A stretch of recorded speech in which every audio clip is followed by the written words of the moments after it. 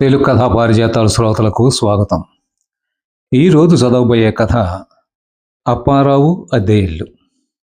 ఈ కథ ప్రియదత్త వారపత్రిక 31/7/2002లో ప్రచురితం అయ్యింది.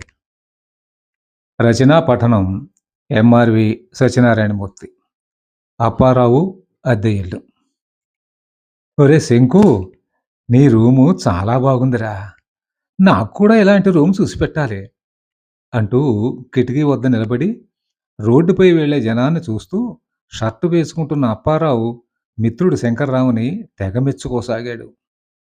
కానీ శంకర్రావు ఈ పొగడ్తలను పట్టించుకోవడం లేదు. చాలా టెన్షన్గా ఉన్నాడు.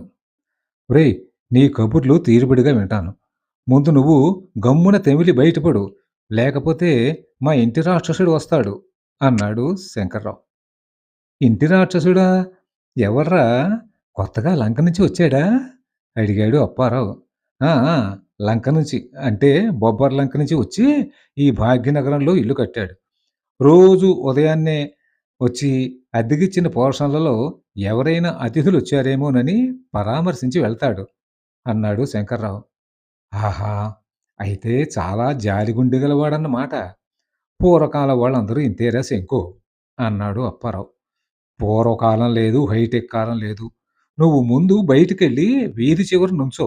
నేను వచ్చి కలుస్తాను. వెళ్ళరా అని అద్దం ముందు నిలబడి క్రాఫ్ దువ్వుకుంటున్న అప్పారావును తొందర పెట్టసాగాడు. ఈలోగా ఇంటి యజమాని గురునాథం లోపలికొచ్చాడు. ఏమయ్యా శంకర్రావు, అతిథులొచ్చినట్టు నువ్వు నాతో చెప్పలేదే అడిగాడు గురునాథం. వీడండి నా బాల్యమిత్రుడు అప్పారావు. రాత్రి పొద్దుపోయాక వచ్చాడు అంటూ విధిలేని పరిస్థితుల్లో అప్పారావుని ఇంటి యజమానికి పరిచయం చేశాడు శంకర్రావు. ఎన్నాళ్ళుంటాడు నీ మిత్రుడు అడిగాడు గురునాథం. అబ్బే, ఎక్కువ రోజులు ఉండండి. ఇదిగో ఇప్పుడే ఇళ్ళవేటకు బయలుదేరుతున్నాం. ఈలోగా మీరొచ్చారు అన్నాడు శంకర్రావు. సరే, దానికేం భాగ్యం శంకర్రావు. 10 రూపీస్ కొట్టించు నాయనా, నేను వెళ్ళిపోతాను అన్నాడు గురునాథం. 10 రూపీస్ ఎందుకురా, కాఫీ తాగుతాడా అంటూ చెవిలో గుసగుసలాడుతున్న అప్పారావుని నోరు మూసుకోమని చెప్పి గురునాథానికి 10 రూపాయలిచ్చాడు శంకర్రావు. Very good. నువ్వు మాట మీద నిలబడే మనిషివయ్యా. అందుకనే మనీ తర్వాత నిన్నే లేక్ చేస్తానోయ్. ఆ! బయటకు వెళ్తున్నారు కదా! వచ్చేటప్పుడు ఓ డజను బత్తాయిలు పట్రా చెప్పాడు గురునాథం. అలాగేనండి అని బదులు చెప్పి మిత్రుడితో బయటపడ్డాడు శంకర్రావు. ఒరేయ్ శంకు, నాకు ఇందాకట్నించి ఒక సందేహం బుర్రలో తొలిచేస్తోందిరా. నువ్వు మీ ఇంటి ఓనర్‌కి 10 రూపాయలు ఎందుకిచ్చినట్లు? అడిగాడు అప్పారావు. ఎందుకా?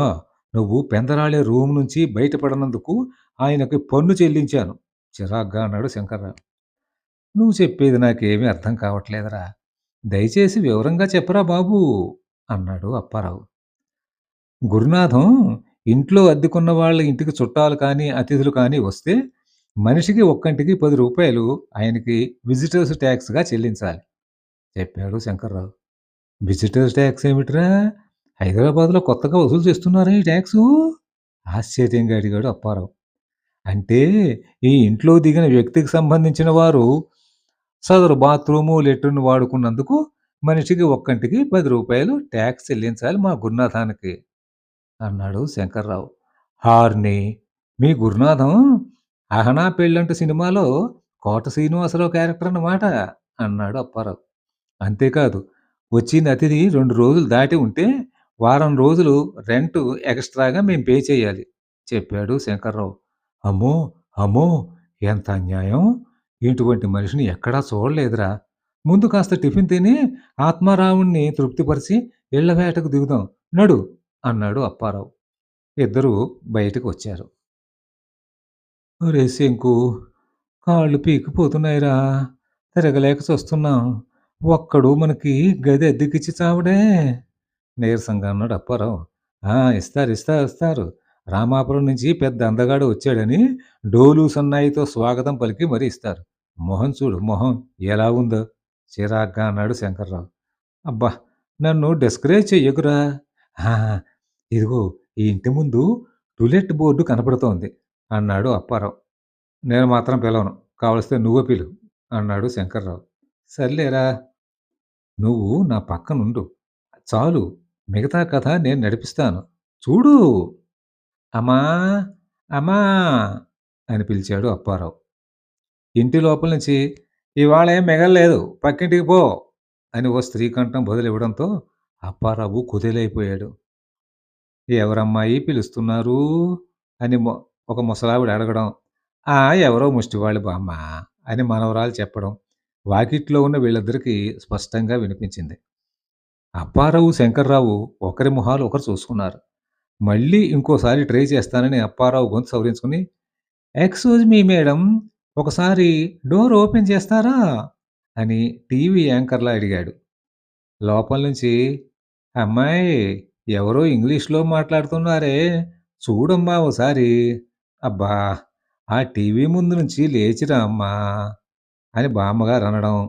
ఆ అమ్మాయి, నీకు తెలీదే బామ్మ, ఈ మధ్య ఇంగ్లీష్ ముష్టాళ్ళు కూడా తయారయ్యారులే అని విసుగ్గా చెప్పడం వీళ్ళకి మరింత స్పష్టంగా వినిపించింది. మేడం, మేము ఇంగ్లీష్ బెగ్గర్సం కాదు, ఇల్లు అద్దెకిస్తారని బోర్డు చూసి వచ్చాం అని అప్పారావు గట్టిగా చెప్పడంతో మనవరాలు తలుపు తీసి లోపలికి ఆహ్వానించింది. బామ్మ, ఇల్లు అద్దెకు కావాలట అని వారిరువురిని బామ్మగారికి అప్పచెప్పి టీవీ చూడడంలో నిమగ్నురాలయ్యింది మనవరాలు. కాల్గేట్ అడ్వర్టైజ్మెంట్‌లా పళ్ళన్నీ కనిపించేటట్లుగా నవ్వి, నమస్కారం మామ్మగారు అని అప్పారావు అతి వినయంగా నమస్కరించగానే, సీఎంకు వేసే పూలదండను తనిఖీ చేసే సెక్యూరిటీ గార్డ్‌ల బామ్మగారు అప్పారావుని నఖశిఖ పర్యంతము స్కాన్ చేసి, "నీ పేరేమిటి నాయనా?" అని అడిగారు. ఈ భాగ్యనగరంలో మొట్టమొదటిసారిగా ఆప్యాయంగా తన పేరు అడిగిన బామ్మగారికి మనసులోనే 1000 టైమ్స్ థాంక్స్ చెప్పుకున్నాడు అప్పారావు. చేతులు కట్టుకుని, "నా పేరాండి అవధానుల భారతీ చంద్రశేఖర దుర్గా ఏడుకొండల వరాహ లక్ష్మీ నరసింహ అప్పారావండి" అని బరువుగా గాలి వదిలి మరీ చెప్పాడు. "అబ్బా! ఎంత మంచి పేరు నాయనా! ఎక్కడ పని చేస్తున్నావు? జీతం ఎంతిస్తారు?" అని అడిగి, "నిలబడే ఉన్నారే, కూర్చోండి ఇద్దరూ" అనగానే ఇద్దరూ అనుకోకుండా అధికార పార్టీ ఎమ్మెల్యే టికెట్ లభించిన అభ్యర్థుల్లా సంతోషంగా ఎదురుగా ఉన్న సోఫాలో కూర్చున్నారు. "ఆ! నేను నిన్ననే ఓ ప్రైవేట్ ఫర్మ్‌లో జాయిన్ అయ్యానండి. జీతం నెలకు 10,000 ఇస్తారు" అన్నాడు అప్పారావు. "బాగుంది నాయనా, సిగరెట్లు కాలుస్తావా?" అడిగారు బామ్మగారు. "అబ్బెబ్బే! లేదండి, ఒక్క పొడి కూడా అలవాటు లేదండి" చెప్పాడు అప్పారావు. "సినిమాలు ఎక్కువగా చూస్తావా?" మళ్ళీ అడిగారు బామ్మగారు. జాగ్రత్తగా సమాధానం చెప్పమని శంకర్రావు తొడ మీద గిల్లడంతో ఎలర్ట్ అయిపోయాడు అప్పారావు. "సినిమాలా అండి? చిన్నప్పుడు ఎప్పుడో 'మాయాబజార్' చూశానండి. మళ్ళీ అటువంటి సినిమా రాలేదని చూడలేదండి." "ఏరా శంకు, ఈసారి విజయం మనదే. నాకు ఎడం కన్ను కూడా అదురుతోంది. శుభం జరుగుతుందన్న నమ్మకం ఏర్పడుతోందిరా" అన్నాడు అప్పారావు శంకర్రావు చెవిలో. వాళ్ళిద్దరూ గుసగుసలాడడం చూసిన బామ్మగారు, "ఏవిటి, ఇద్దరూ మాట్లాడుకుంటున్నారు?" అని అడగగానే, "అహా! ఏం లేదండి, ఇల్లు బాగుంది అని అంటున్నాడండి" అని అప్పారావు వైపు తిరిగి, "ఎడం కన్ను అదిరితే ఆడవాళ్ళకు శుభం జరుగుతుందిరా ఫూల్, మనకు కాదు, జాగ్రత్తగా మాట్లాడు" అన్నాడు శంకర్రావు. బామ్మగారు ఒకసారి కళ్ళజోడు తీసి శుభ్రంగా తుడుచుకుని, మళ్ళీ కళ్ళకు తగిలించుకుని, మరింత ఎక్స్‌రే చూపులతో అప్పారావును పరిశీలించింది. "చూడు నాయనా అప్పారావు, నీకు పెళ్ళయిందా?" అని అడిగింది. "అయింది బామ్మగారు. ఇది ఆషాఢమాసం కదా! వచ్చే శ్రావణంలో కాపురానికొస్తుంది మా ఆవిడ" అన్నాడు అప్పారావు. "ఏమిటి? నీకు పెళ్ళయిపోయిందా? అమ్మాయ్, వీళ్ళని బయటకు పొమ్మను" అని విసవిసా నడుచుకుంటూ లోపలికి వెళ్ళిపోయింది బామ్మగారు. సోఫాలో కళావిహీనంగా నిశ్చేష్టులైపోయిన వారి వద్దకొచ్చింది మనవరాలు. "మీరు బయటికి నడిస్తే మేం తలుపు వేసుకుని టీవీ చూస్తాం" అని సందేశమిచ్చే ఆమె చూపులను అర్థం చేసుకుని కిక్కురుమనకుండా బయటకు వచ్చారు ఇద్దరు. "ఒరేయ్ శంకు, ఈ సిటీ వాళ్ళ మెంటాలిటీ అర్థం చేసుకోవడం చాలా కష్టంగా ఉందిరా. మనం ఇంత క్రితం ఇల్లు అడిగిన వాళ్లకు పెళ్లి అవ్వలేదని చెబితే బ్రహ్మచారులు గది అద్దెకివ్వం పొమ్మన్నారు. ఇప్పుడేమో వీళ్ళతో పెళ్ళయింది అని చెప్పగానే వీళ్ళు ఇల్లు అద్దెకివ్వం పొమ్మన్నారు.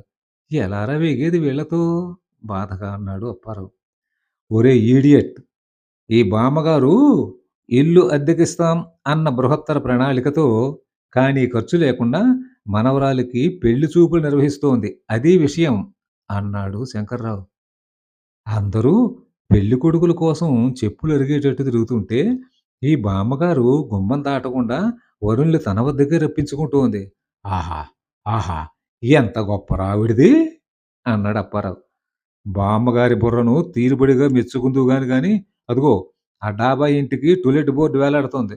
నువ్వు నోరెత్తకు. ఈసారి నేను మాట్లాడతాను అన్నాడు శంకర్రావు. అలాగేరా!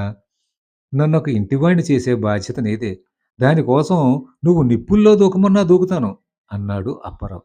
వెధవ సాహసకృత్యాలు నువ్వేమీ వెలగబెట్టక్కర్లేదు. నోరు మూసుకుని ఉంటే చాలు. దా అని అప్పారావుని గదిమి ఎవరండి లోపల అని తలుపు తట్టాడు శంకర్రావు.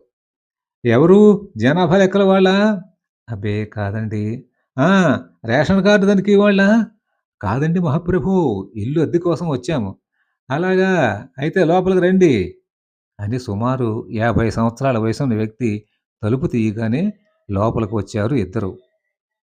ఇద్దరిని తీసుకెళ్ళి అద్దెకివ్వబోయే గది చూపించాడు ఆయన. అద్దె 800 కరెంటు, వాటర్ ఛార్జీలు ఎక్స్‌ట్రా అని చెప్పాడు. ఇద్దరికీ గది బాగా నచ్చింది. ఆ! ఇంతకీ మీ జీతం ఎంతన్నారు? అని అడిగాడు ఆ ఇంటి యజమాని అప్పారావుని. 10,000 అని చెప్పగానే, ఆహా! మీరు ఎల్ఐసీ చేశారా? అని అడిగాడు ఇంటాయన. ఇంకా లేదండి అనగానే ఇంటి యజమాని అప్పారావు చెయ్యి పట్టుకుని, మీరు ఎల్ఐసీ నాకే చెయ్యాలి అన్నాడు. అలాగే సార్ మీకే పాలసీ చేస్తాను అని వాగ్దానం చేశాడు అప్పారావు. శంకర్రావు కేసి తిరిగి, ఇదిగో మీరు కూడా ఎల్ఐసీ పాలసీ తీసుకోవాలనగానే విధిలేక సరేనన్నాడు శంకర్రావు. ఎల్ఐసితో పాటు తనకి పోస్టల్ ఆర్‌డి ఏజెన్సీ ఉందని, కుందేలు పిల్లల పెంపకం, టేకు చెట్ల పెంపకం, బొప్పాయి చెట్ల పెంపకం, మంచిగంధం చెట్ల పెంపకం వంటి 33 ఏజెన్సీలున్నాయని, ప్రతీ నెల ఏదో ఒక స్కీములో చేరాలని ఇంటి యజమాని చెప్పాడు. ఆయన చెబుతున్న స్కీముల వివరాలు వినేసరికి తాము ఏ పని మీద వచ్చామో కూడా మర్చిపోయారిద్దరూ. రేపు వచ్చి అడ్వాన్స్ ఇస్తామని చెప్పి బయటపడ్డారు. ఒరేయ్ శంకు! ఇటువంటి జిడ్డు మనిషితో ఒక గంట సేపే ఉండలేకపోయాము. ఇక రోజస్తమానం ఎలా పడగలం? వద్దురా బాబు! వద్దు మనకి ఇల్లు అని తల పట్టుకున్నాడు అప్పారావు. అదే వీధిలో మరో 2 ఇళ్ళు చూశారు.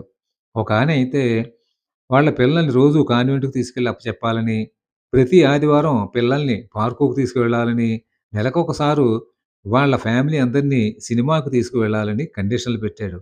పైగా తమ ఫ్యామిలీ మెంబర్‌లా తమతో కలిసిపోయే వ్యక్తే తమకు కావాలన్నాడు. సాయంకాలానికి మిత్రులిద్దరూ ఇళ్ళ వేటలో విసిగి వేసారిపోయారు. ఒరేయ్ శంకు! నాకిప్పటికి జ్ఞానోదయం అయిందిరా! మన గురునాథాన్ని మించిన మంచి మనిషి నాకు కనిపించడం లేదు. ఆయన కాళ్ళ మీదే పడి నీ రూమ్‌లోనే ఉంటాను. ఆయన ఎంత అద్దె ఇమ్మంటే అంతా ఇస్తాను. అమ్మో! అమ్మో! అద్దె ఇంటికి ఇన్ని కండిషన్‌లా? మనం భరించలేవురా నాయనా! అవును. గురునాథం గారు బత్తాయిలు తెమ్మన్నారు కదా! ఏమిటి బత్తాయిలేమిట్రా? ఓ డజన్ యాపిల్స్ కూడా పట్టుకెళ్తాం. పదరా! పద! అంటూ అప్పారావు శంకర్రావుని పళ్ళ మార్కెట్‌కేసి తీసుకెళ్ళాడు. కథ సమాప్తం. కథ నచ్చితే లైక్ చేయండి, షేర్ చేయండి, సబ్స్క్రైబ్ చేయండి. ధన్యవాదాలు.